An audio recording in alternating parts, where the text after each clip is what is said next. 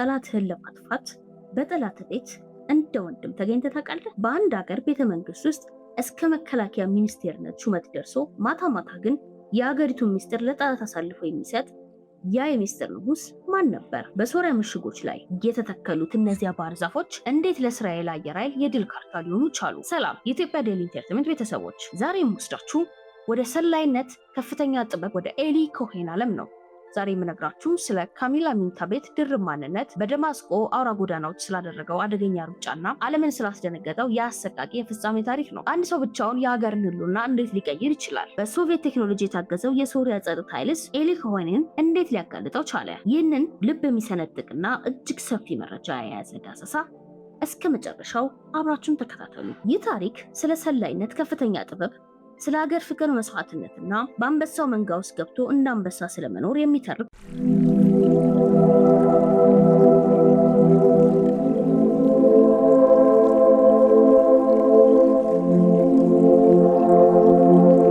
ቦራት በሚለው የቀልድ ማንነቱ የሚታወቀው ታዋቂ ገጸ ባህሪን የምናውቀው ሳቻ ባሮን ኮሄን በዚህኛው ታሪክ ውስጥ ግን አስቂኝነቱን አውልቆ ዓለምን ያስደነገጠውና እስራኤልን የታደገው የኤሊ ኮሄን እውነተኛ አደገኛ የሰላይነት ህይወት ይዞልን ብቅ ያለውን ታሪክ ነው የምተርክላችሁ። በ1960 መጀመሪያ ላይ እስራኤል በጠላቶቿ ተከባ በነበረችበትና ህልውናዋ አደጋ ላይ በወደቀበት ወቅት አንድ ሰው ብቻውን የጠላትን ምሽግ ሰብሮ እንዲገባ ተመረጠ። ኤሊ ኮሄን የተባለው ግብፃዊ እስራኤላዊ በሞሳድ ተመልምሎ ካሚል አሚን ታቤት የተባለ አዲስ ማንነት ተሰጠው። ካሚል በሶሪያ ተወልዶ በአርጀንቲና ያደገ ባለሀብትና ብሔርተኛ ነጋዴ ተደርጎ ተቀረጸ። ኤሊ ኮሄን ወደ ደማስቆ የገባበት ወቅት ዓለም በሁለቱ ኃያላን አሜሪካና ሶቪየት ህብረት መካከል ባለው ውጥረት ትናጥ የነበረበት ወቅት ነበር። በታሪክ የመጀመሪያው ሰው ዩሪ ጋጋሪን ወደ ጠፈር በመጥቀስ የሰውን ልጅ አድማስ ባሰፉበት ዘመን ኤሊ ኮሄን ግን በምድር ላይ ያለውን የሰውን ልጅ ሚስጥር ለመበርበር ወደ ሶሪያ ልብ ዘለቀ። ዓለም ወደ ከዋክብት ስታይ፣ ኤሊ ግን ወደ ሶሪያ ወታደራዊ ምሽጎች ይመለከት ነበረ። ኤሊ ኮሄን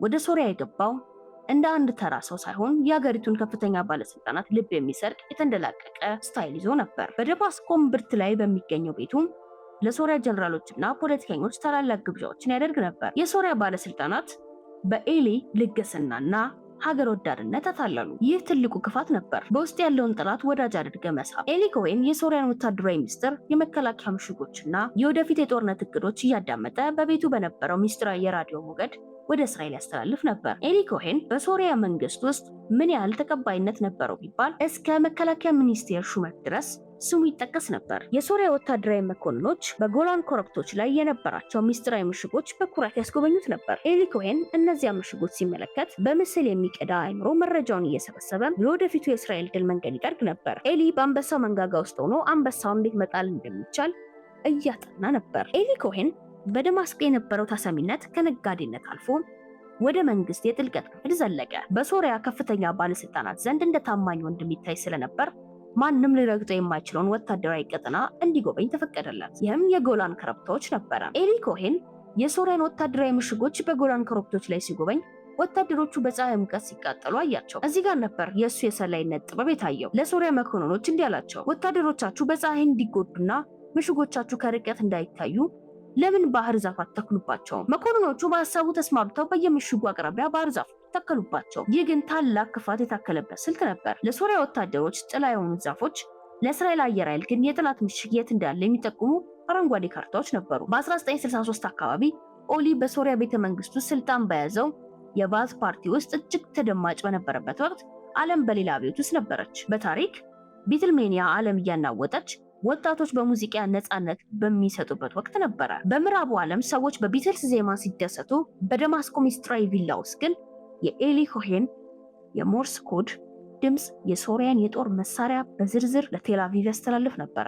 ኤሊ በሶሪያ ፕሬዝዳንት አሚን አልሃቪዝ ዘንድ የነበረው ቅርበት እጅግ አስገራሚ ነበር። በሶሪያ ራዲዮ ላይ ቀርቦ ለህዝቡ የሀገር ፍቅር ንግግር እንዲያደርግ እስኪፈቀድለት ድረስ ታምኖ ነበረ። ኤሊ በየቀኑ በሞባይል ራዲዮ አማካኝነት የሶሪያ የውሃ ፕሮጀክት፣ የዮርዳኖስ ወንዝ አቅጣጫ ለማስቀየር የነበረው እቅድ ጨምሮ እጅግ ስሱ የሆኑ መረጃዎችን ወደ እስራኤል ይልክ ነበር። ይህ ታላቅ ስኬት ግን በሌላ በኩል የሞት ጥላውን ይዞለት መጣ። ኤሊ ኮሄን መረጃዎችን በየቀኑ በራዲዮ ማስተላለፉን በሶሪያ ጸጥታ ኃይሎች ዘንድ ጥርጣሬ መፍጠር ጀመረ። በደማስቆ ሰማይ ላይ የማይታወቅ የራዲዮ ሞገድ በተደጋጋሚ መታየቱ የሶሪያን የስለላ ኃይል ንቁ አደረገው። ኤሊ በስራው ብዛትና በአገር ፍቅሩ ምክንያት ከፍተኛ ጥንቃቄ ማድረግ ቢገባው መረጃዎችን በፍጥነት ለማድረስ ሲል ራሱን ለአደጋ አጋለጠ። በደማስቆ የነበረው የአይት እንደላቀቀ ኑሮ ቀስ በቀስ ወደ ጠባብና አደገኛ እስር ቤትነት መቀየር የጀመረው በዚህ ወቅት ነበር። ኤሊ ኮሄን በደማስቆ የነበረው ቆይታ 3 ዓመታት ሊሞላው ሲቃረብ በዙሪያ ያለው አየር እየጠበበ መጣ። እያንዳንዱ ያስተላለፈው የሞርስ ኮድ መልእክቱን ለሀገሩ ድል ቢሆንም ለእርሱ ግን ወደ ሞት የሚወስድ የገመድ ብቻ ነበር። ሶሪያ በወቅቱ ከሶቪየት ህብረት ጋር የጠበቀ ወዳጅነት ነበራት። የሶሪያ የጸጥታ ኃይሎች በደማስቆ ሰማይ ላይ የሚበተነውን ያልታወቀ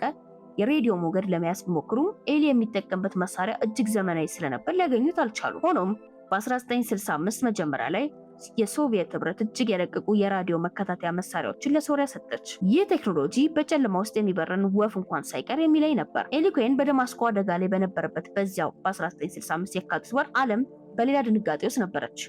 በታሪክ ታዋቂው የሰብአዊ መብት ተሟጋች ማልኮም ኤክስ በተገደለበትና በአሜሪካ የዘረኝነት ውጥረት በነገሰበት ወቅት ነበር። ዓለም ስለ ማልኮም ኤክስ ሞትና ስለ ቪየትናም ጦርነት ስትወያይ በደማስቆ ግን አንድ ታላቅ የሚስጥር ጦርነት ፍጻሜውን ለማየት እያኮበኮበ ነበር። በጃንዋሪ 18 1965 ኤሊ ኮሄን እንደተለመደው በደማስቆ የሚገኘው መኖሪያ ቤት ሆኖ ሚስጥራዊ መረጃዎችን ወደ ቴል አቪቭ ያስተላልፍ ነበር። የሶሪያ ጸጥታ ኃይሎች መላዋን ደማስቆ ለጥቂት ደቂቃዎች የኤሌክትሪክ ኃይል እንዲቋረጥ አደረጉ። በዚህ ጊዜ በከተማ ውስጥ የሚሰማው ብቸኛው የራዲዮ ሞገድ ከኤሊ ቤት የሚወጣው ብቻ ነበረ። የሶሪያ የጸጥታ ኃይሎች በድንገት የኤሊን ቤት ሰብረው ገቡ። ኤሊ ኮሄን ካሚል ላሚና ቤት የራዲዮ መሳሪያውን እንደያዘና መልእክት እያስተላለፈ እጅ ከፍንጅ ተያዘ። የሶሪያ ባለስልጣናት ባዩት ነገር አመኑ። ለዓመታት የሀገራችን ተስፋ የመከላከያ ሚኒስቴር እጩና የልብ ጓደኛችን ያሉት ሰው የእስራኤል ከፍተኛ ሰላይ መሆኑን ሲረዱ በቁጣና በድንጋጤ ታወሩ። ኤሊ ኮሄን በአንበሳው መንጋ ውስጥ ሆኖ አንበሳውን ሲያደማ የቆየ በኋላ በመጨረሻም ሰዓት በአንበሳው ጥፍር ውስጥ ወደቀ። ኤሊ ኮሄን እጅ ከፍንጅ ከተያዘበት ቅጽበት ጀምሮ የደማስቆ ቪላ በደስታና በጭፈራ ፋንታ በሲኦል ስቃይና በምርመራ ተተካ። የሶሪያ ጸጥታ ኃይሎች በደረሰባቸው ውድረት ክፉኛ ተቆጥተው ነበር። ለዓመታት በሚስጥር ክፍላቸው ያስገቡት፣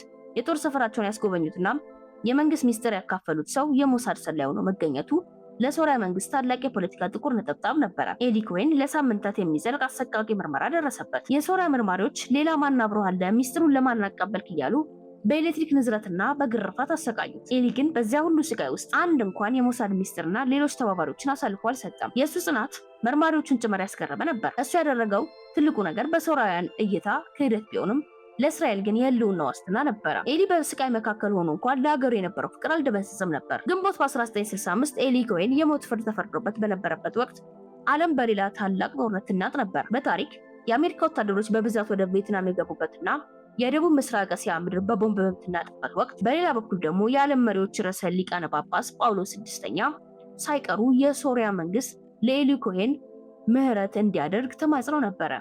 ነገር ግን የሶሪያ ባለስልጣናት ቁጣና ውርደት ከምህረት ሁሉ በላይ በረታ። ኤሊ ኮሄን ግንቦት 18 ቀን በደማስቆ የማርጃ አደባባይ በሺዎች የሚቆጠሩ ሰዎች ፊት በስቅላት ተገደለ። በወቅቱ ሶሪያ ድል ያደረገች ቢመስላትም ኤሊ ግን ከመሞቱ በፊት የዘራው ዘር ከሁለት ዓመት በኋላ ፍሬ አፈራ። እንደ አውሮፓውያን አቆጣጠር የ1967 በታዋቂው የ6 ቀን ጦርነት ወቅት የእስራኤል አየር ኃይሉ የሶሪያን ምሽጎች ደመሰሰ። ለዚህ ድል ትልቁን አስተዋጽኦ ያበረከተው ኤሊ ያስተከላቸው የባህር ዛፎች ነበሩ። የእስራኤል አብራሪዎች የባህር ዛፎቹ ምልክት በማድረግ ብቻ የሶሪያን ምስጢራዊ ምሽጎች በአንድ ጀንበር አመድ አደረጓቸው። ኤሊ በህይወት በሌለበት ወቅት እንኳን ሀገሩን ከጥፋት አዳናት። ዛሬም ድረስ የኤሊ ኮሄን አስክሬን በሶሪያ እጅ ይገኛል። ሶሪያም አስክሬኑን ለመመለስ ፈቃደኛ አልሆነችም። ነገር ግን የኤሊ ታሪክ በዓለም ዙሪያ የሰላዮች ሁሉ ንጉስ በሚል ስም ይወሳል። ሳቻ ባሮን ኮሄን ዘ ስፓይ በሚለው ፊልም ላይ ይህንን ታሪክ ለዓለም ሲያሳየው የሰው ልጅ ለሀገሩና ለሚያምንበት ዓላማ እስከምን ድረስ ሊሰዋ እንደሚችል በድጋሚ አስመስክሯል።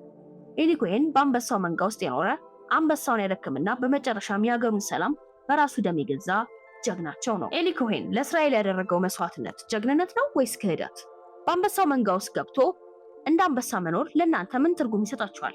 አስተያየታችሁን በኮሜንት መስጫው ላይ ጻፉልን። ይህ በታሪክና በፖለቲካ ሚስጥር የተሞላ ቪዲዮ ለብዙዎች እንዲደርስ ላይክ ማድረጋችሁ እንዳትረሱ። እንዲህ ያለ ዓለምን ያስደነገጡ እውነተኛና የሰላይነት እንዲሁም የጀግንነት ሌሎችም ደግሞ ታሪኮችን ለማግኘት ሰብስክራይብ በማድረግ የኢትዮጵያ ዴይሊ ቤተሰብ ይሁኑ። የዛሬው ዝግጅታችን ይህን ይመስል ነበር። በሚቀጥለው ፕሮግራማችን በሌላ አስገራሚ ታሪክና የጀግንነት ዳሰሳ እስክንገናኝ ድረስ ሰላም።